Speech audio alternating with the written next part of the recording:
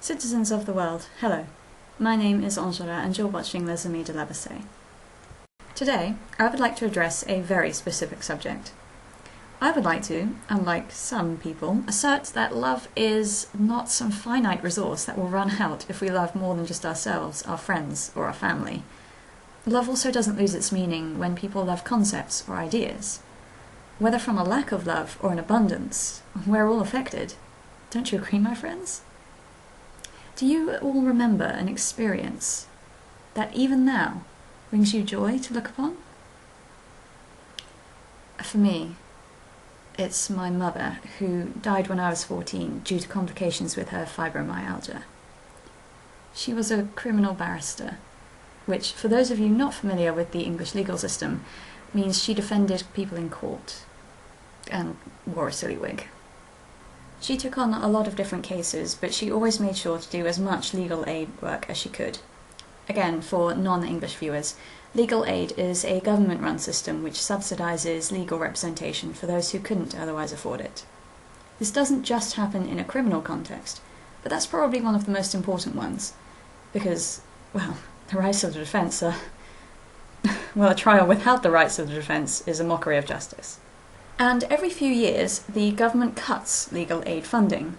The most recent cuts have been especially vicious, and we actually saw the first ever day of action by the barristers.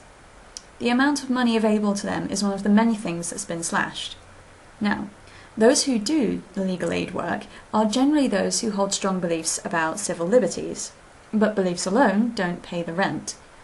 Individual barristers are therefore going to have to cut back on the amount of legal aid work they can do, which means more delays. We may also end up with a situation where the lawyers most able to take on legal aid cases are those who are the independently wealthy, who will be representing the poorest people in intimidating courtrooms where everyone wears robes and calls each other things like "my lord." How are defendants supposed to feel like they're being heard and justice is being done in those circumstances? And like I said, it's not just the barristers, it's the solicitors too, and they're the ones who don't speak in court or wear funny wigs, and they're all... I digress. But I will put the links in the description below, and I strongly urge you to check them out. The point being here is that this is how we don't want our barristers to end up. Or what we do want is more people like my mother. When I was a teenager, I asked to accompany my mother to court. Seeing her in action, well, it was powerful. My mother was powerful. And it wasn't the power of money, or of hateful anger, or pure cleverness. No, my mother fought with the most brilliant and resilient of all weapons. The ferocity of love. Now, don't get me wrong here, you don't win cases by caring or coddling your opponents into submission. Nor is that what she was doing. Like a good barrister should, she argued her case with eloquence and conviction. And looking back, it wasn't really her arguments that struck me so deeply. It was the strength of her devotion to her case. And that kind of fortitude can only come from a deep and abiding love. A love for advocacy, for justice, for what is right, for the abused women she defended. It was enough to sell me, in that instant, on the certainty that this is what my life would be too. Now, I was by no means an affection-starved child. I was showered and surrounded with love. My mother's caring was not news to me. I still remember her bringing me soup and paracetamol when I was feverish, still in her pyjamas. But this was different. It was different because at once I understood not only the fervour, but the toll of love. I saw my mother transformed up there, but at the same time, I saw her at the foot of the stairs in the early morning, clutching a cup of tea and looking exhausted. To love, to care, to devote yourself to something, it's hard. It's exhausting, and it's painful. You sacrifice for it, and that's what makes it so powerful. One thing I learned from my mother that I'll never forget is that you give a bit of yourself to every person or thing that you love. and that endows it with power.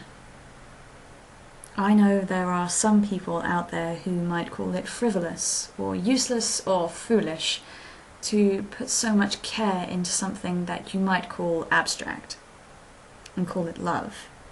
But I challenge that notion. I'll say it once again, it's hard to let love into your life. It's not all sunshine and butterflies and romance. It's vulnerability, it's attachment, it's long, tired nights. But if you don't drown in it, if you embrace it and channel it as my mother did, love can fuel anything.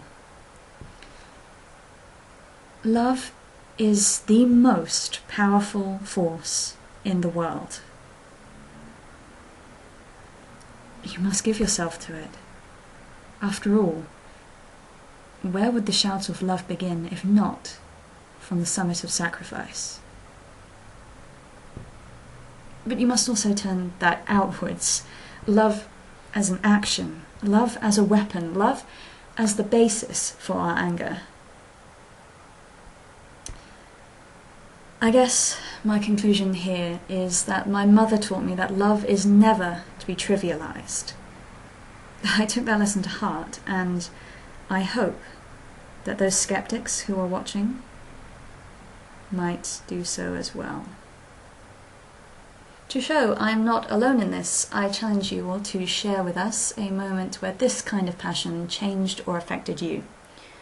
As ever, if you enjoyed this video, please remember to like, comment and subscribe for more content from Les Amis. And I will see you all next time.